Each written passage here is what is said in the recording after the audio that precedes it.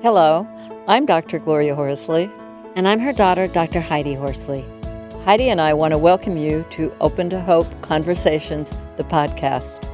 We believe that the greatest gift you can give yourself after a loss is hope, using this moment to connect with others who have not only survived but thrived. So let's get started. Welcome to the Open to Hope show. I'm your host, Dr. Gloria Horsley, with my daughter and co-host, Dr. Heidi Horsley. Well, we've got quite a treat today, haven't we, Heidi? Yes, we do, Mom. And I love who we have on today because he's written some phenomenal books that we're going to talk about. And he's also a bereaved sibling, something very near and dear to my heart. Mm-hmm. So why don't you introduce him, because we've got a lot to talk about. Okay. So, Mom, we're going to talk today about creativity and the grief journey with James Norbury. James is a best-selling author of the groundbreaking illustrated books Big Panda and Tiny Dragon and The Dog Who Followed the Moon. He is also the author of The Way to a Beautiful World. Midway through the creation of this book, his brother, who he calls one of the sweetest souls I have ever known, died unexpectedly at 59 years old. Welcome to our podcast, James. Hello, thank you for having me. Now you're in Wales, right? Yeah, South Wales on the beach. Yeah, short walk to the beach. Yeah. Well, I've got to tell you that I downloaded your book today, The Way to a Beautiful World.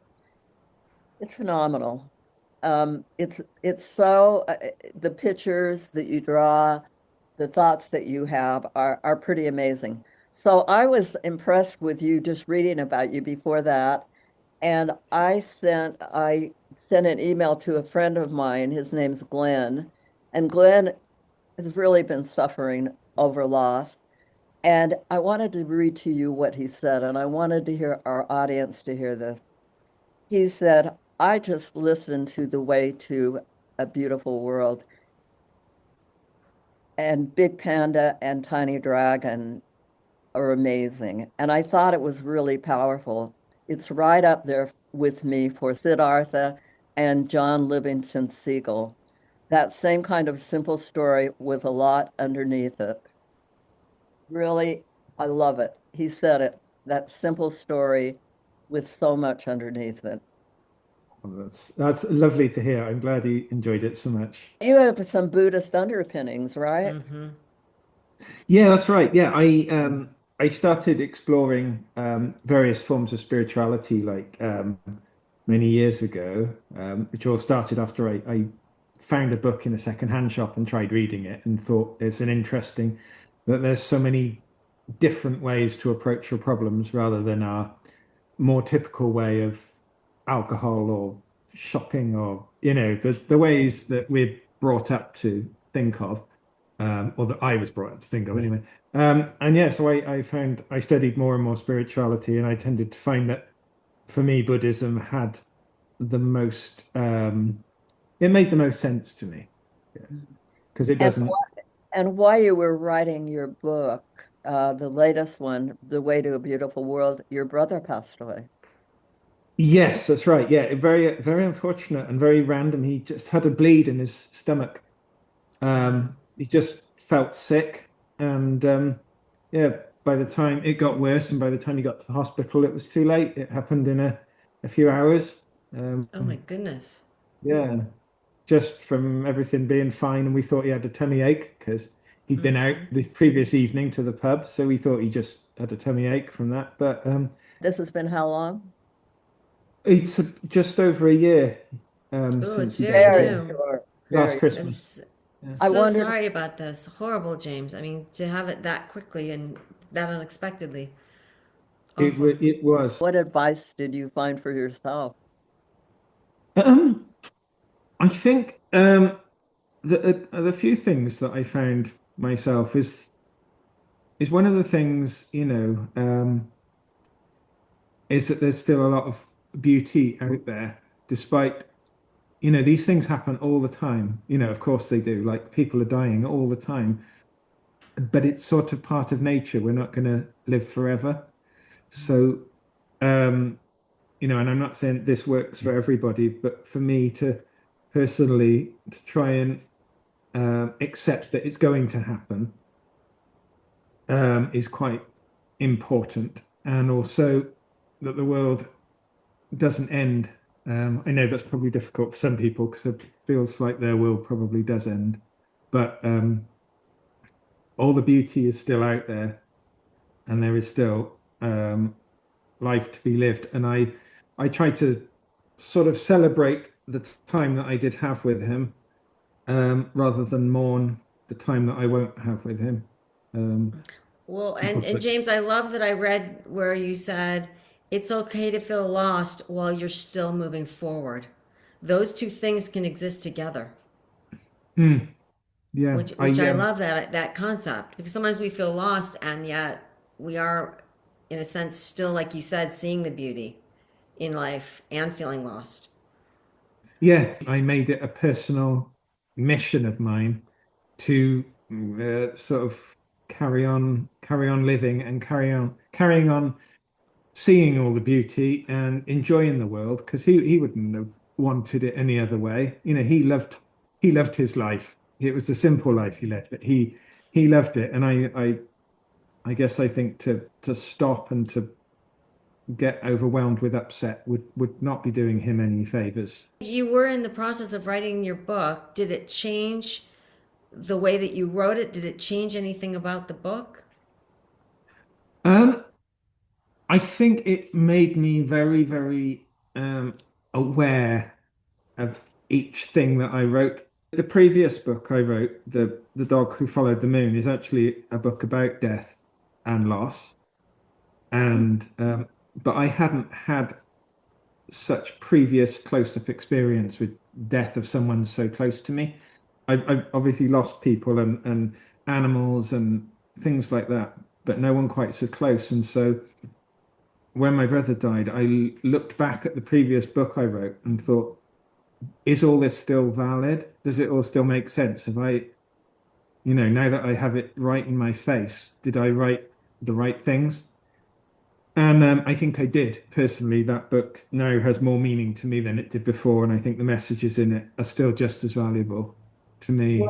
What were some of the messages that were there for you? I think even not in necessarily a supernatural way or a sort of magical way, but I still do sort of feel like he's around, um, Mm-hmm. and that I'm not a religious person, and I don't believe in ghosts per se and things like that. Not, but I still, in my head, has made him real around me, as it were. When you look around, you go, oh, he would have liked that. He would have enjoyed that. We would have done this together. And rather than get upset about that, I sort of enjoy that, I suppose. Uh, I was wondering, are you likened to, is he Big Panda and you're little growing up oh no, your own dragon or otherwise, the way around? we probably the other way around a bit. He was born deaf, you see. Um, and he had a very difficult childhood. He had all kinds of problems. He very his learning was very hampered, obviously because he was born deaf. He didn't learn to talk properly for a long time. As an adult, he was more like a sort of 12-year-old boy. He had that sort of mentality. He loved, sort of toys and games and you know playing things. He was like a big child, really. So Mm-hmm. I was sort of the more sensible one. Not that I enjoy those things as well, but he really was very naive and very childlike, and that was part of why he was so sort of beautiful, as a person. Mm-hmm. Yeah. He had that special quality, that was lovely. Well, it sounds like that kind of informed your work a little bit because some of the illustrations are more playful and fun and, in your books. The Mm. big panda with the dragon on his head, a little tiny dragon. I love Yeah, them. we. They make me smile. Well, good. My brother was a lot of fun. A lot of your books are about being in the present, being mindful, appreciating what is right now. And he did that. Mm. Yeah, he did that more than most people because he Mm-hmm. it sounds bad, but he didn't really have his mind didn't work in a way that he could project into the future. So much like a child, he was much more now orientated.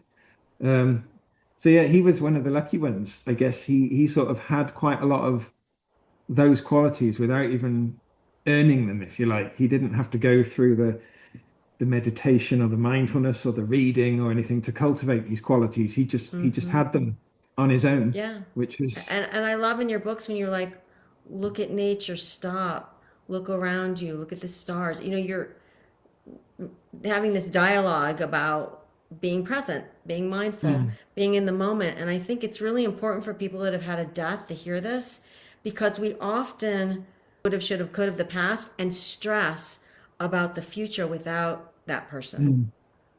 Yeah, those are the two big enemies, aren't they? The looking Mm-hmm. back at what could have been and looking forward to what might be in a negative sense. Yeah, and if you can manage to bring yourself to that sort of narrow edge of the present, these things sort of disappear and life becomes more joyous and simple. And I think you have to teach yourself little tricks, like I don't know if you see leaves, stop and look at leaves, or somebody once said, whenever you see flashing lights, stop and sort of come back to yourself. But we can do it, but it's hard to keep doing it, isn't it? Like we can do it for a few minutes and then it's gone.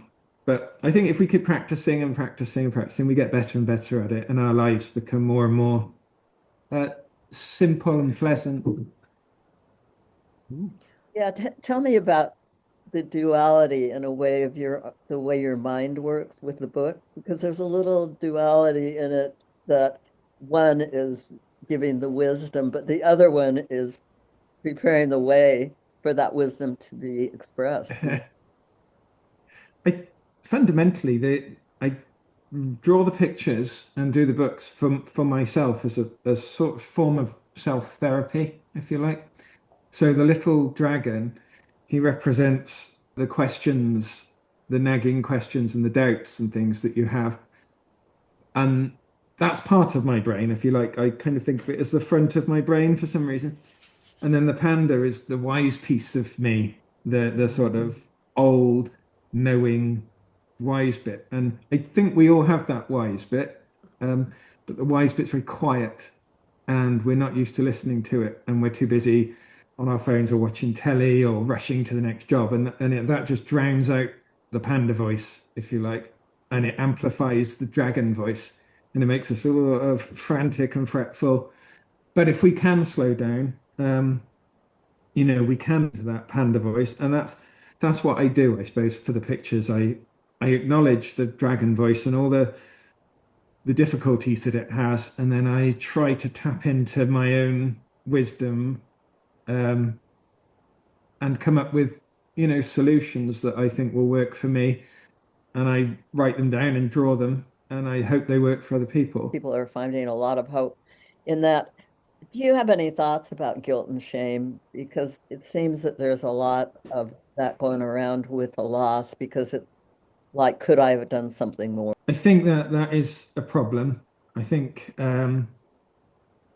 especially in my brother's case, because my brother was a little childlike, if you like, there's an argument to be said that I should have been more attentive, or maybe I know my mum particularly thinks that she should have been more attentive and she should have acted more decisively or something like that. But I kind of, we loved him very much, and we would not have been negligent, it's just, I think it's just bad luck, really.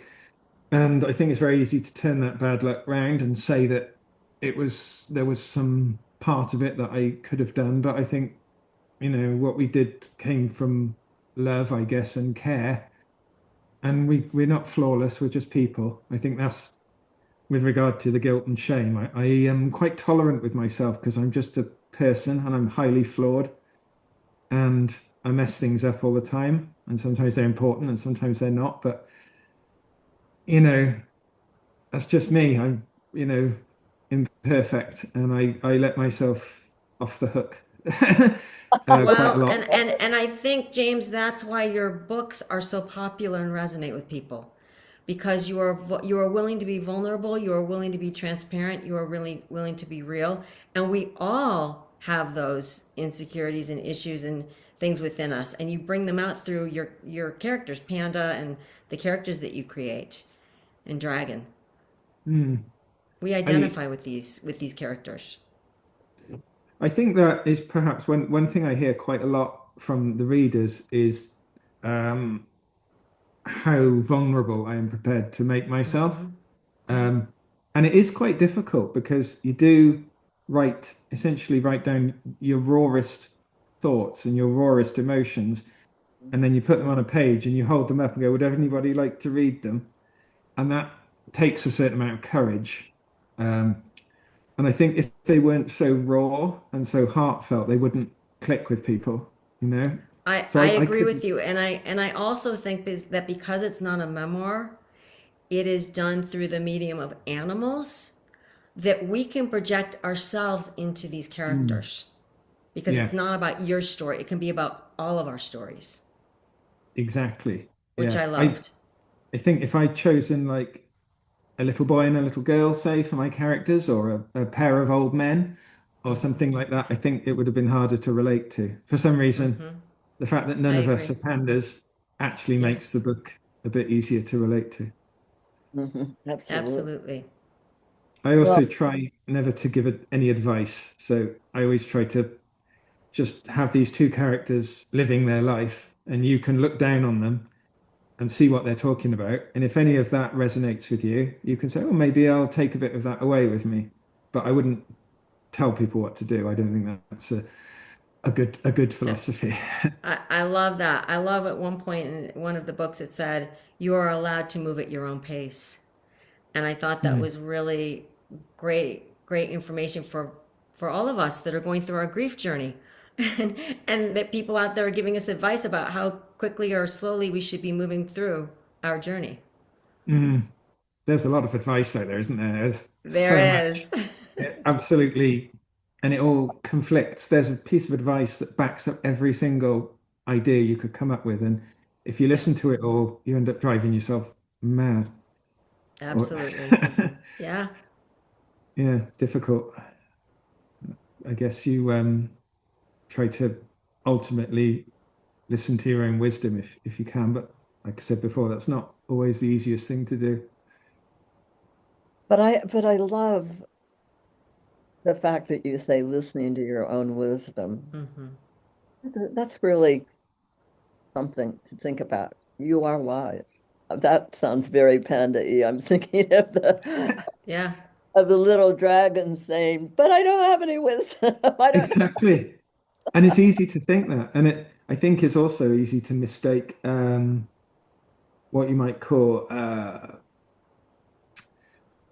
the opinions that you've acquired and things, and mistake them for your wisdom, Hmm. and think that the things that you've seen on the television are your wisdom or something like that. But you have to look sort of beyond that, and that's a bit more challenging. Mhm. But yeah, and Well, you do it and you show it and you inspire us and you make us realize that we do have a panda and a dragon and we can do it. absolutely, yeah. If We can get through. When we can love and we can have fun and enjoy the yeah, memories that are the ones that are not with us. absolutely, yeah. I am. It's been about yeah, for me about a year, I guess. But I am. I think I'm at the point where I'm no longer upset and all that. I'm now at a point where I can sort of smile at his memories rather than cry at them, sort of thing. Yeah, Heidi, do you identify with that after your brother died? Oh, Mm. absolutely. Absolutely. Yes. Yeah. You get to the point where, and sometimes it's bittersweet. Sometimes you're smiling and you're crying all in the same hour. And I Yeah, love that you have your cats around you. I see them in the background coming in and out, because I think that can be really beautiful and healing and helpful to have your pets around you as you're going through this journey. they are lovely. They just they just sit there and be, don't they? They don't tell you how you should feel or anything like that. They just are. Yeah. Exactly. They don't give you advice. They just No, accept no. where you are right now. Yeah, yeah, exactly. They're just always there for you. Well, mostly always there for you. Well, may I say good luck to you and your family on your journey. It's not easy. We're all improving a lot more than I thought we would, to be fair. Because I don't have close experience of this, I wouldn't really know what to expect, but I think people are doing better than I had expected. So that's good. All right. Well, thank you so much for joining us on the show today. And I just watched the video of your studio. So if you want to see more of his studio, you can go on a YouTube and he'll take you on a tour, Oh yeah, you can have a look round. which is lots of fun. Well, tell people where they can find you and get your books and all that.